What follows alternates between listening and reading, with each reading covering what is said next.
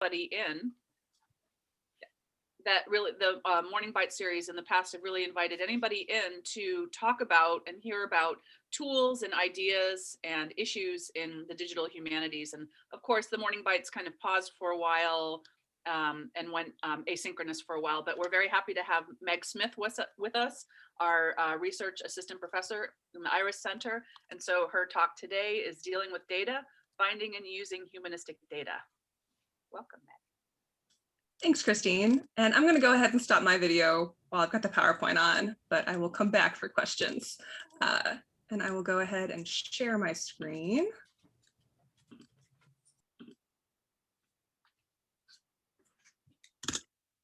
All right.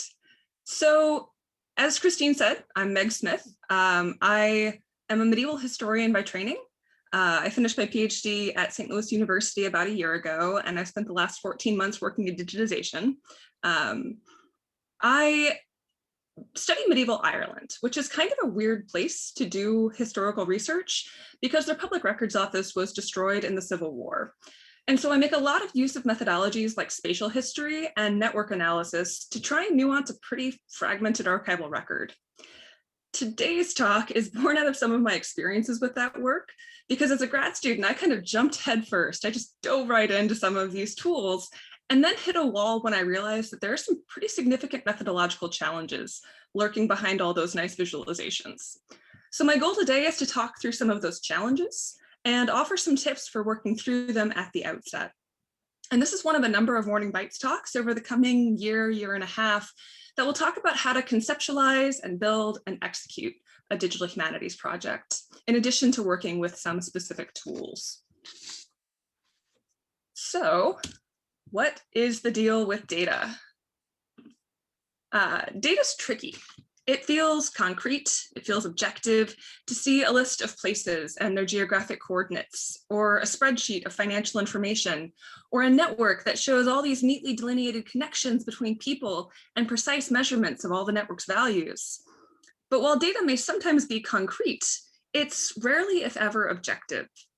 As Daryl Huff laid out in his classic essay, How to Lie with Statistics, data is influenced by the people who collect it, by the people who structure it, and by the people who analyze it. And then in the second instance, by the people who read it and use it and consume it in all kinds of ways. So what do we include in our data sets and what do we leave out?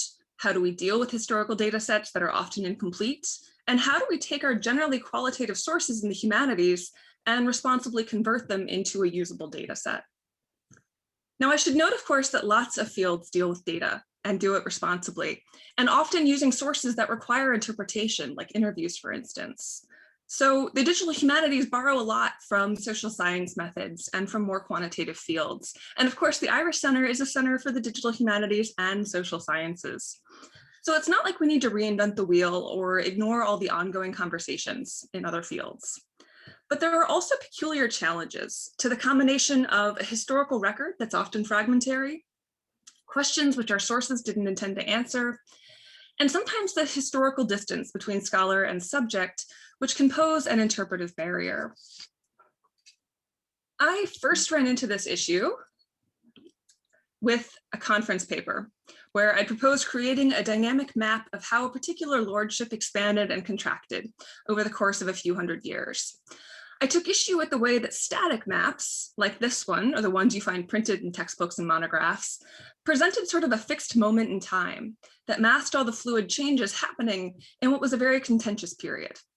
Or worse, like this one, they drew on lots of different sources and sort of silently elided them, presenting a composite image that never actually existed.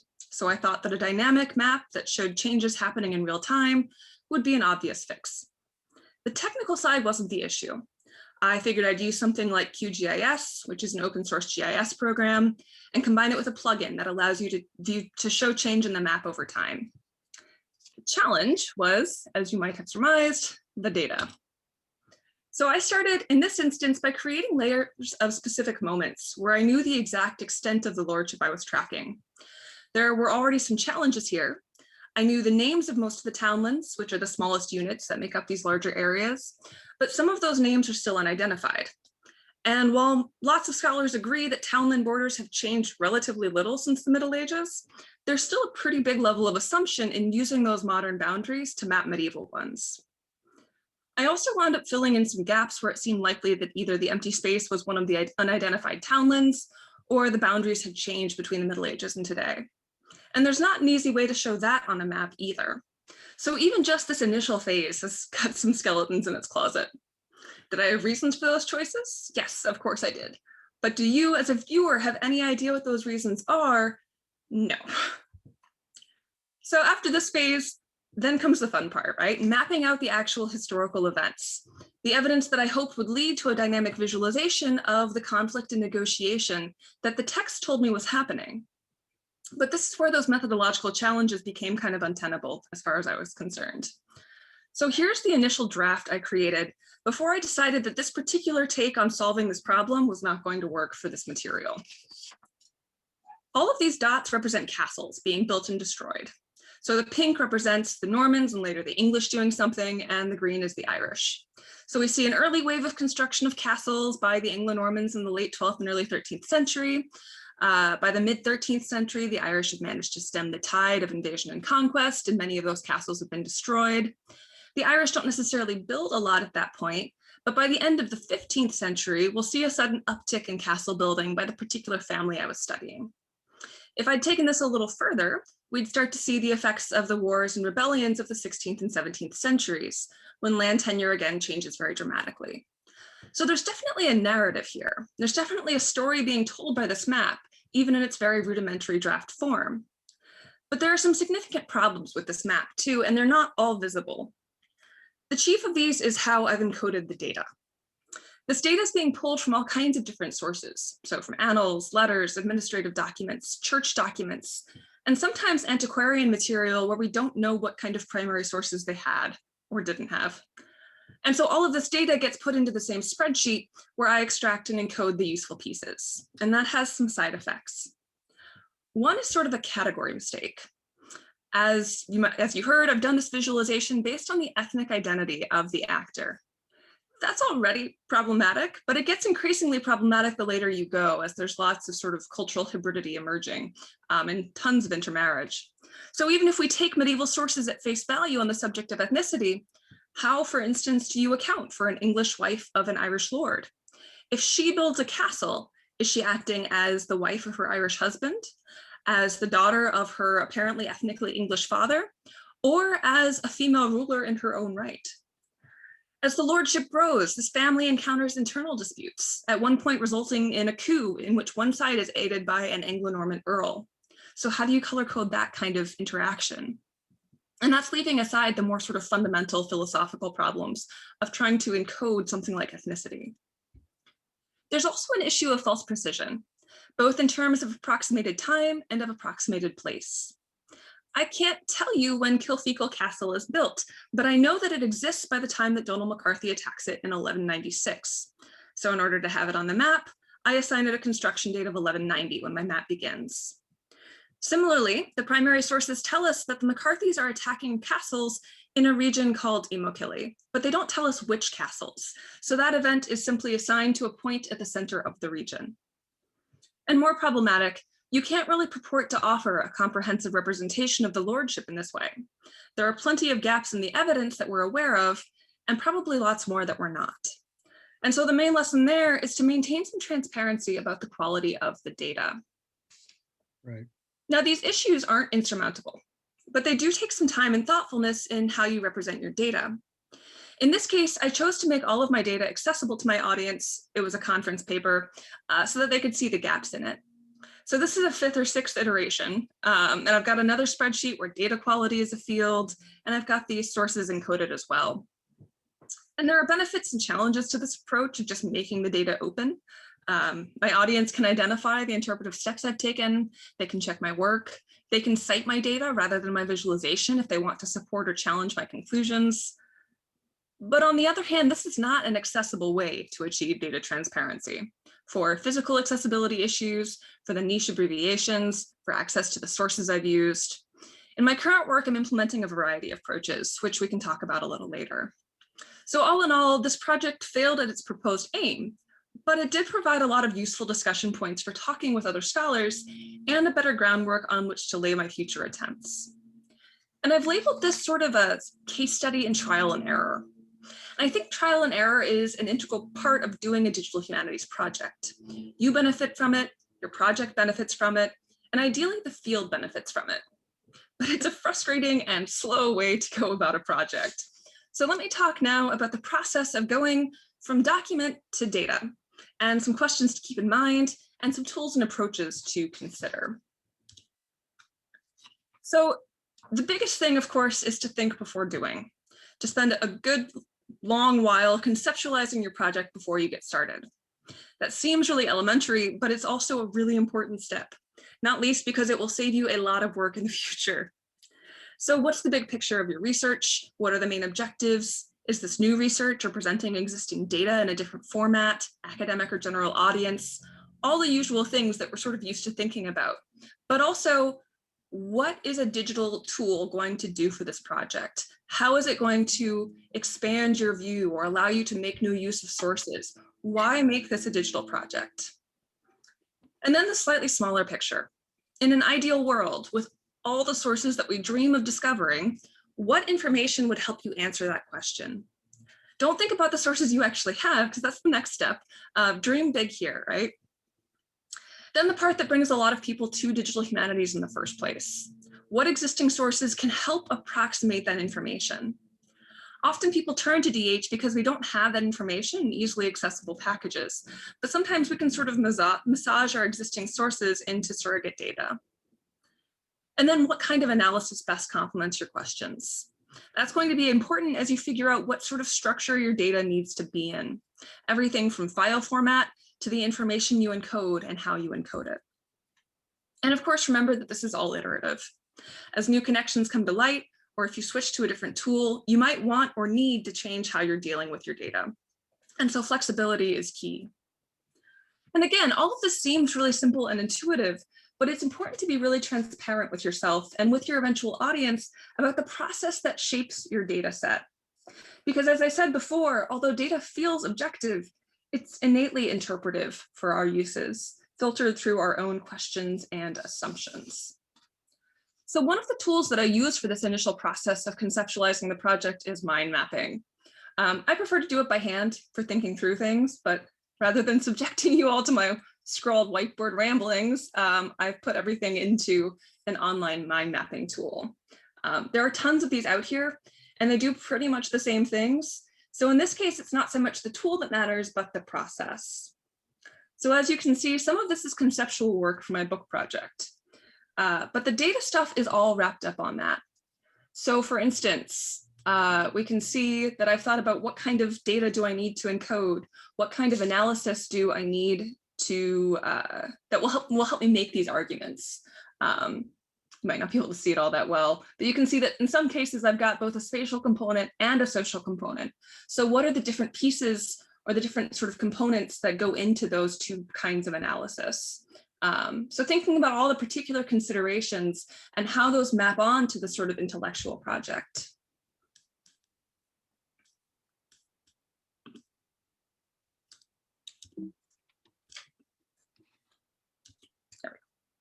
So once you've kind of got this conceptual work down, the next step then is to spend a lot of quality time with your sources and figure out what you've got. And again, that's obvious, but it's imperative.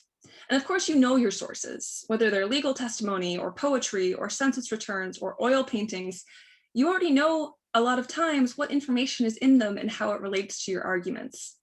But figuring out how to shoehorn that information into a structure that a computer can usefully parse and analyze sometimes requires thinking about it in a slightly different way. In this case, I've gone through and highlighted personal names and place names in kind of a rough preliminary way.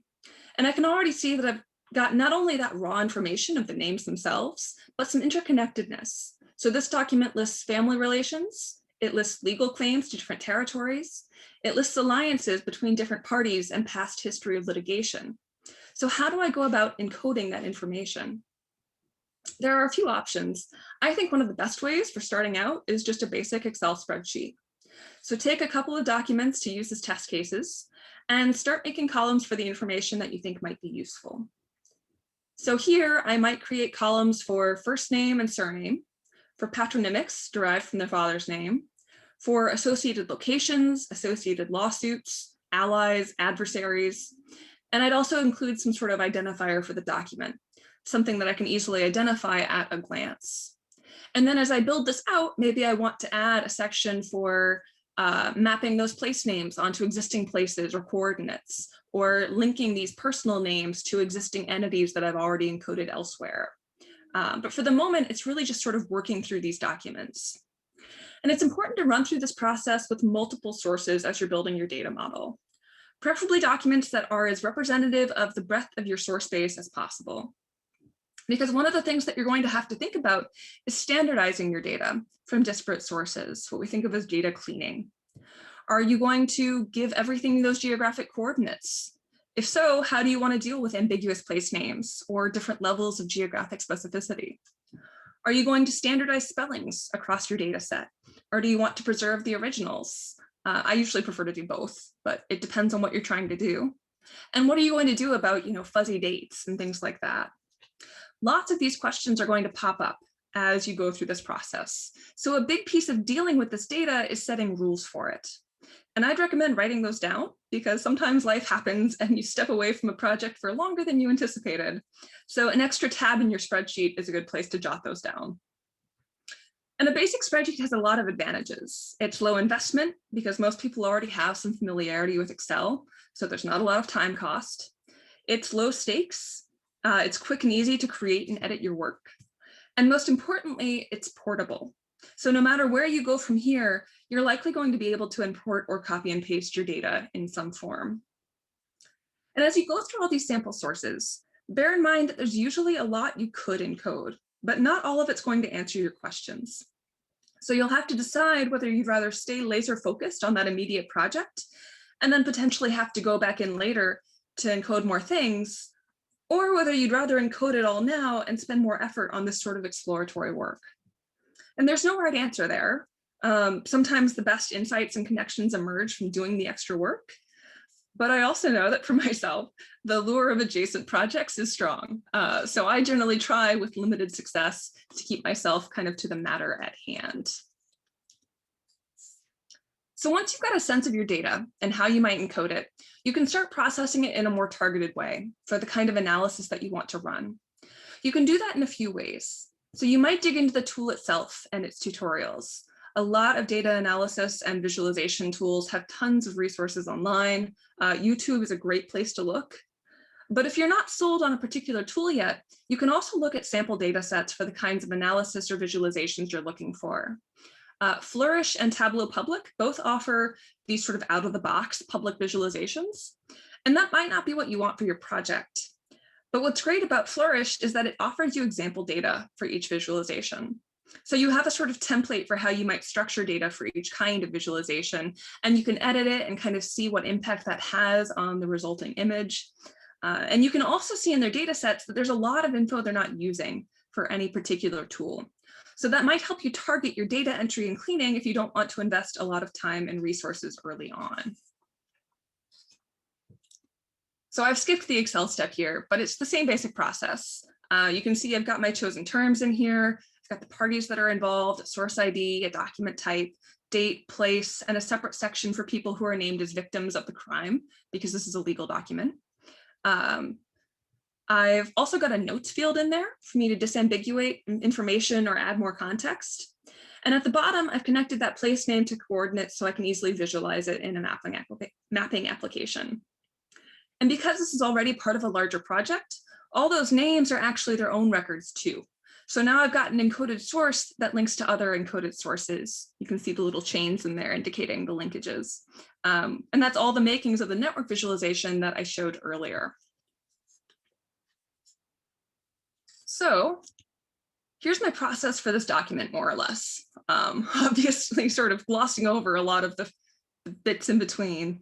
It's the product of a lot of time and some frustration to figure out how to take these documents and work them into something usable that also sort of adequately represents the source material. I'm still tinkering with the data model, and I likely will continue to do so for as long as I'm adding sources. But in the end, Processing my data in this way allows me to sort of uncover more connections between these disparate sources, and with them offer a much more nuanced narrative than would be possible otherwise, given the lack of archival material for this period. So we can talk more about some of this stuff, but I did also say that I'd come back to the question of data transparency. Because as I've hopefully demonstrated, data sets represent a series of decisions by you, the scholar, but data visualizations often mask those decisions. So here are a few categories of transparency that I think are really crucial. The first is how you deal with ambiguity in your material. If you've got a piece of data that's ambiguous, like an event that's ascribed to different dates, or a person who's ascribed to different sets of parents, are you making an informed decision based on other material? Are you representing both dates or both parents? Are you leaving out that information entirely because it's so uncertain? Each of those is a perfectly valid choice depending on your project and your methodology, but it impacts how your reader can evaluate your argument. Closely related then is the question of inferences. We all make them, they're a part of scholarship, making those informed decisions based on knowledge of the source material. And sometimes when you're deep in the sources, you're closer to them than anyone's been in decades or centuries, but that's still a layer of interpretation that requires some exposition. For my projects, I keep a notes field in my data set to explain what steps I've taken. And that's often when I'm merging records for two names that I've decided are the same person, for instance. It's important for transparency, but I'll tell you from experience that it's also really useful for when you make mistakes and need to unmerge people. In addition to embedding that information in the data, it's also really crucial to put a clear statement of methodology in resulting publications, whether in the body or in a footnote or in an appendix, depending on how central it is to your argument, but making that clear in multiple places so that someone doesn't have to go and look up your data set to see what you've done to get there. And the final area is sort of eliding different sources of information, which is both a challenge and an opportunity. Because a lot of times that's sort of the point, right? That we can draw together these different data sets and use them to fill in these gaps in the record. And if you do that and you run your analysis and create your visualization and make your argument, that's already a huge contribution to the scholarship. But it's so much more valuable if you can give people the building blocks so that they can support and challenge and extend those arguments. So taking steps for data transparency is, to my mind, as important as writing a robust footnote. So I'm going to wrap up here for myself. I'll end on this slide, which has some further reading about data and digital humanities. Some of these are sort of how-tos for data cleaning, because I know I glossed over lots of sort of individual steps. Some of them deal a bit more philosophically with the question of cleaning data and what that means for our scholarship. But I'd love to have a conversation at this point. So if anyone's got questions, I'm happy to answer them. But I'd also love to hear from you all about your perspectives on some of these issues. So with that, I will stop my screen share and open it up. I'll also post these slides online so that if anyone wants to come back to these sources, they can. And feel free to put your questions in the chat, or you can unmute and we can talk a bit. Someone has control over my video. Let me see. You should be able to start your video. Unable to start video. You can't start your video because the host has stopped it. Huh, that's odd. I will undo it and redo it. Let's see. There we go. Thank you. Mm-hmm.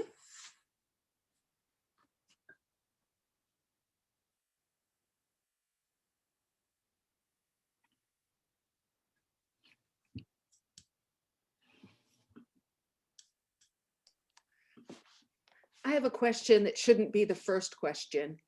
Please go for it. But I told you that I've decided that I will not use identifiers as I build. And you mentioned that you do have identifiers. What do you use as identifiers? You said it's something that you see. I usually use a combination of an abbreviation for the repository and then the shelf mark. So for instance, the document that I had there is NAI, National Archives of Ireland, CPG6, which is the shelf mark. And is that what you put in your spreadsheet?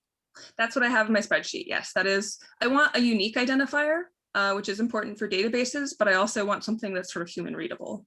Okay, and then this is a question about cognition then. So when you see that identifier, what do you know?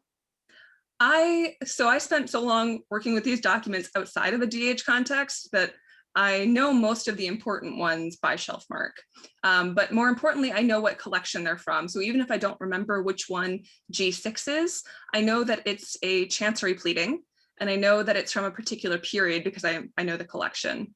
So it's I suppose I should say human readable for me, but it would be easily parsable by someone else. Could a new person, a new user track the document by that identifier? Yes, if they were in my database, they could. Okay, but not the repository in Ireland. They could. I mean, it's the same shelf mark that anyone who's familiar with the National Archives collections would be able to figure out what that is. Okay, thank you. Mhm.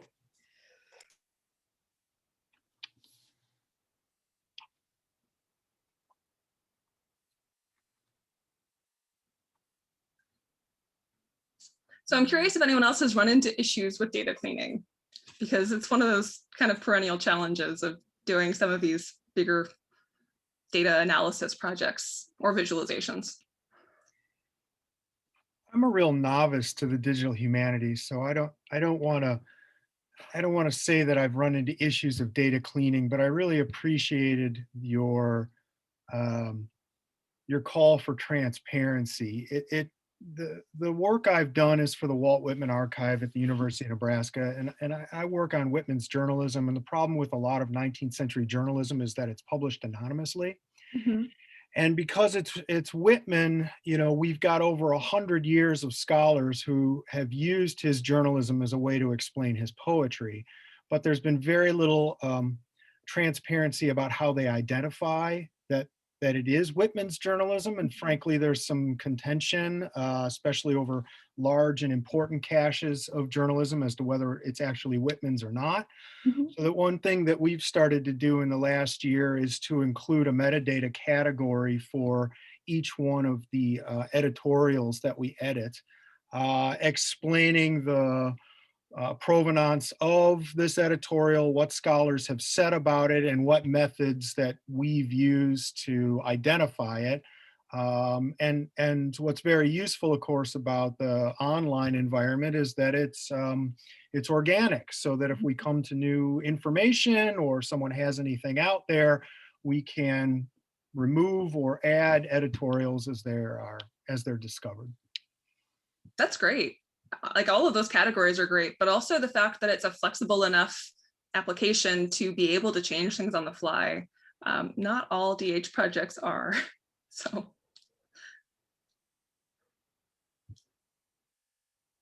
Another thing we've encountered is justifying what exactly we edit. So, do we choose caches of editorials because they say something about Whitman's foreground as a poet?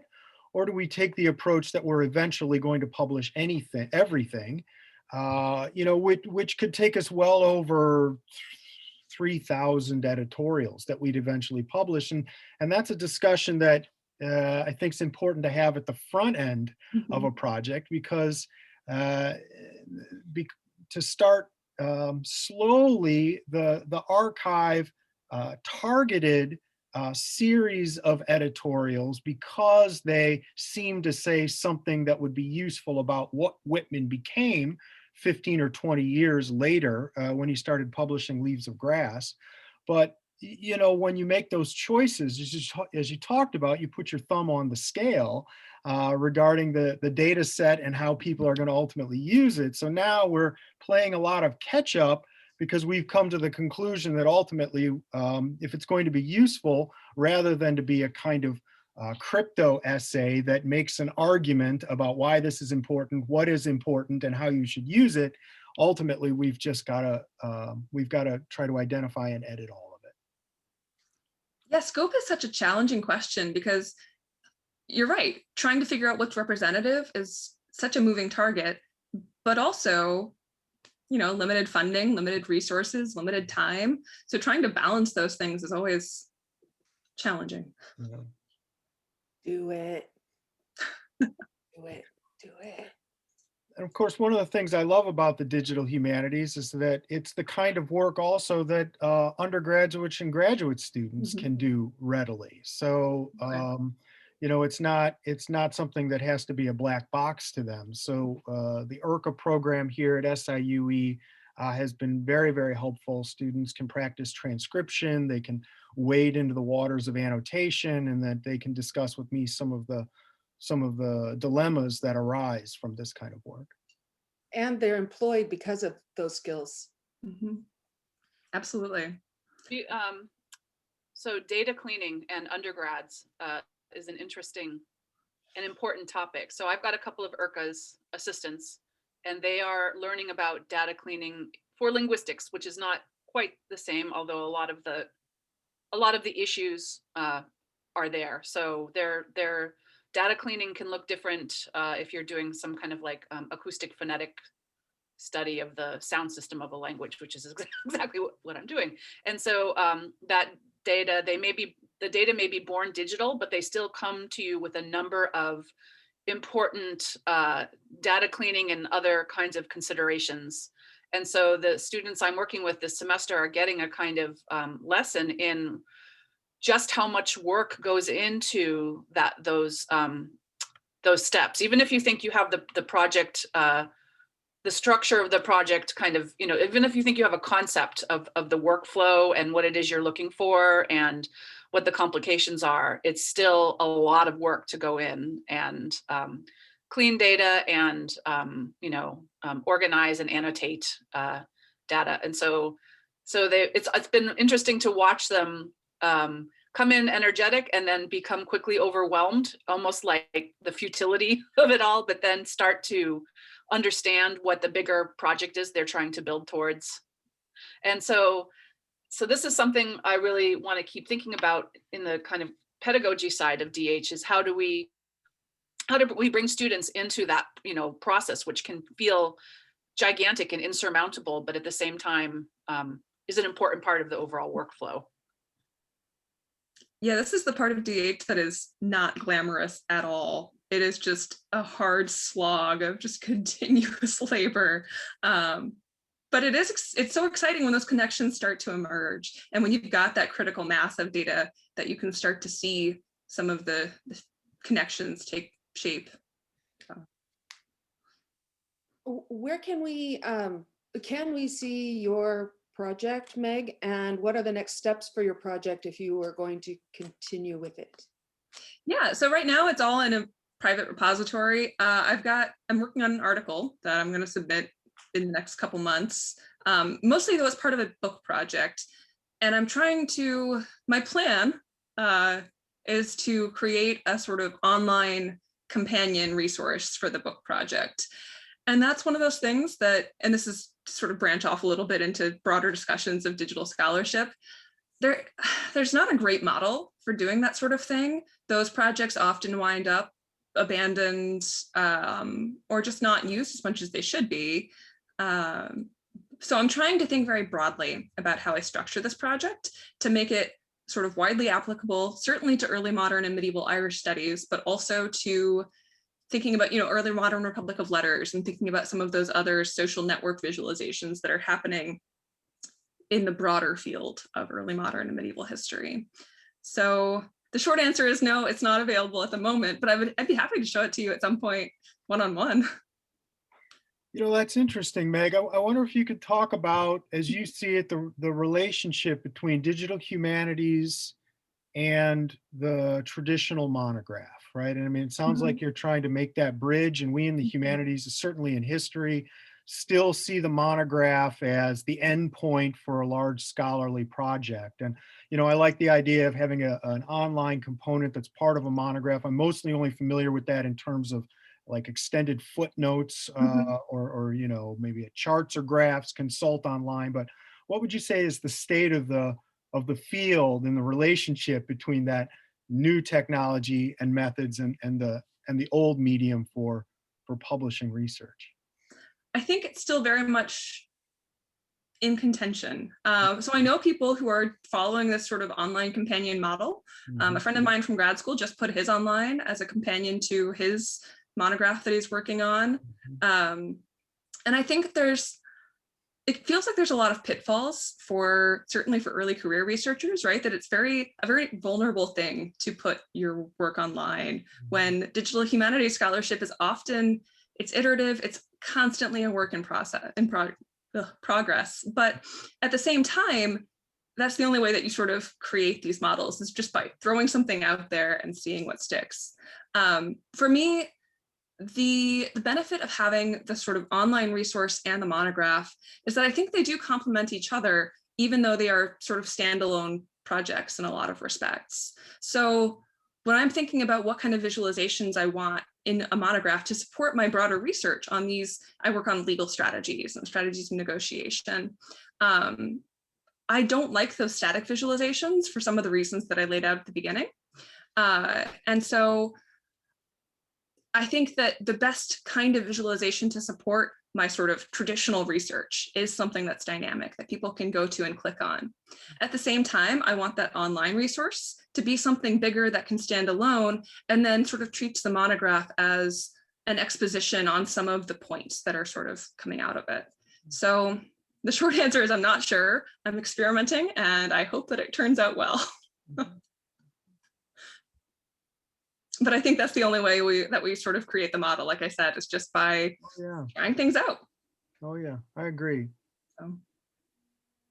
And frankly, I think it's important work, because I don't think either medium is going away, right? Exactly. I don't think the monograph as a, for all the talk of, digital monographs and such 10 years ago, I don't see that happening.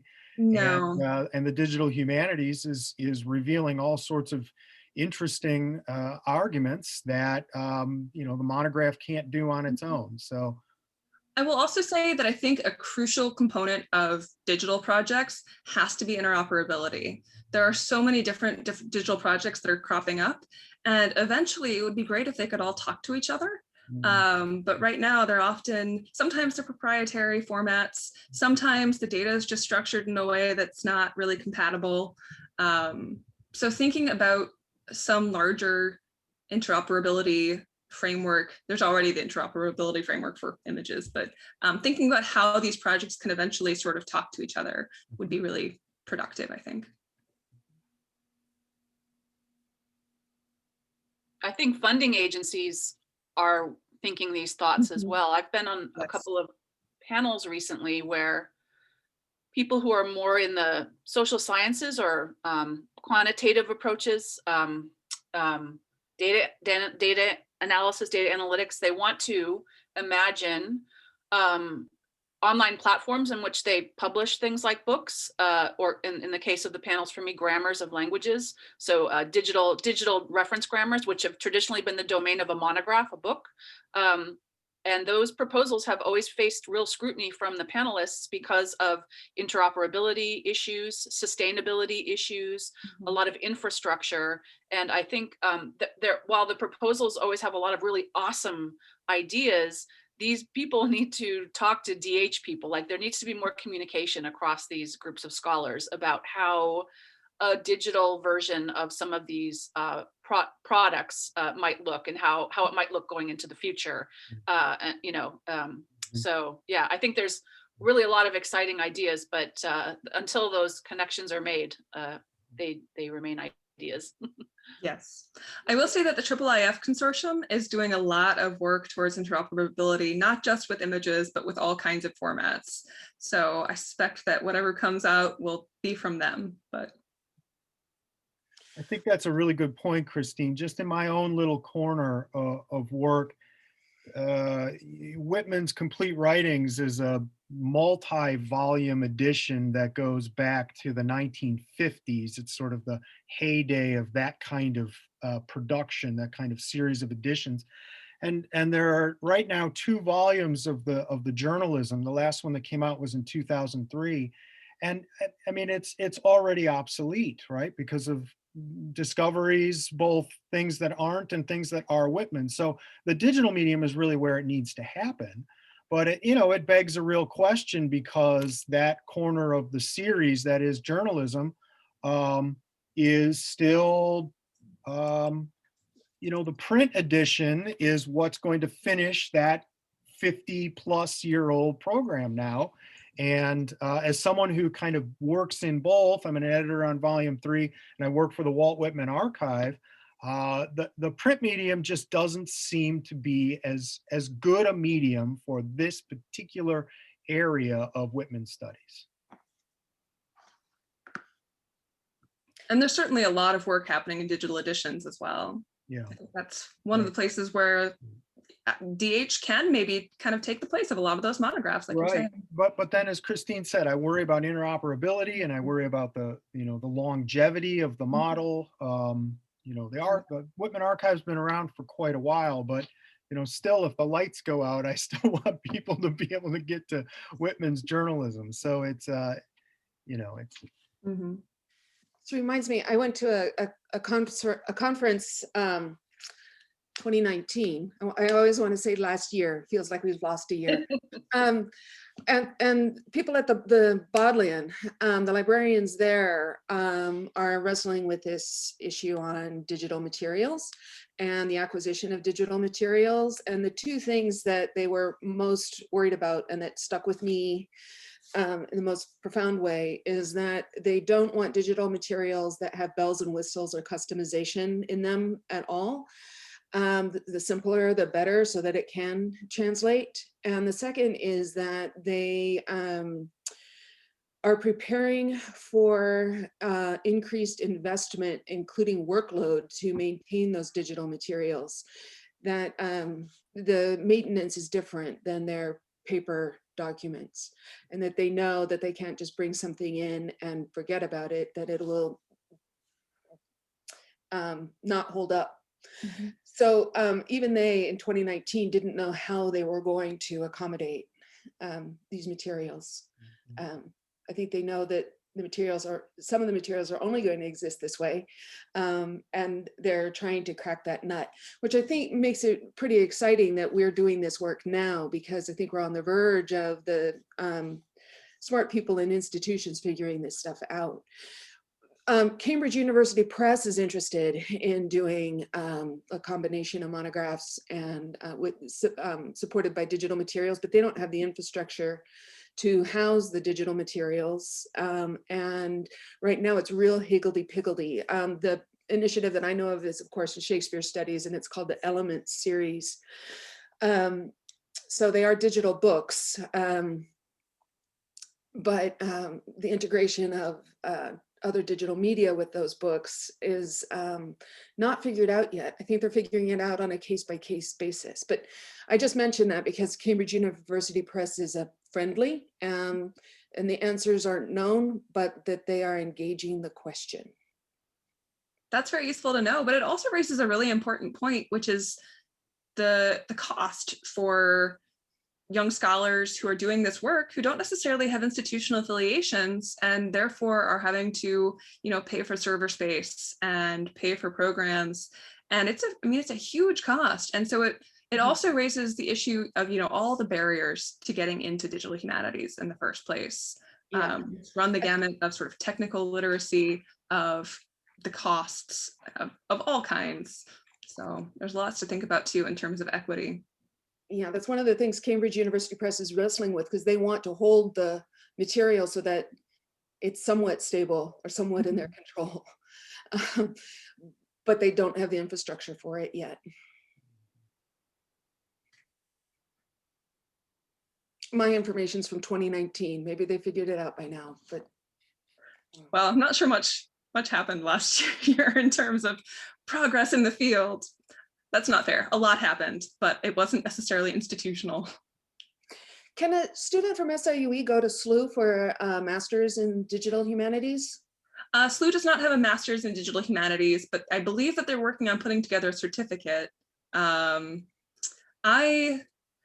came into SLU when the Center for Digital Humanities was sort of building itself, and I was fortunate enough to be sort of involved in that process from my first year, but it's sort of redefined itself a couple of times since then. So.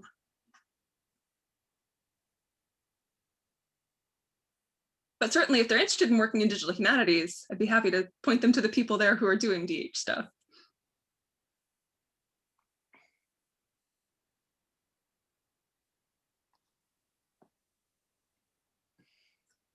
Well, what do you think? Well, does anyone else have any questions or thoughts or ideas? I'm glad we're back in this scene again. Jason, did you have something you were gonna? I was just going to thank Meg. I thought this was very interesting. I appreciate you giving your time. Oh, thanks so much for coming, everyone. I really appreciate it. Yeah, it's so good to be back in Everyone. these conversations again. I really enjoyed this. Yeah. Yeah. Well, thanks again, everybody, for coming. So our next morning bite is when? It's in March, right? March 19th. March 19th. Thank you. So hopefully you can join us then, and have a lovely rest of your Friday and a lovely weekend. Thanks again. Thanks, everyone. Bye.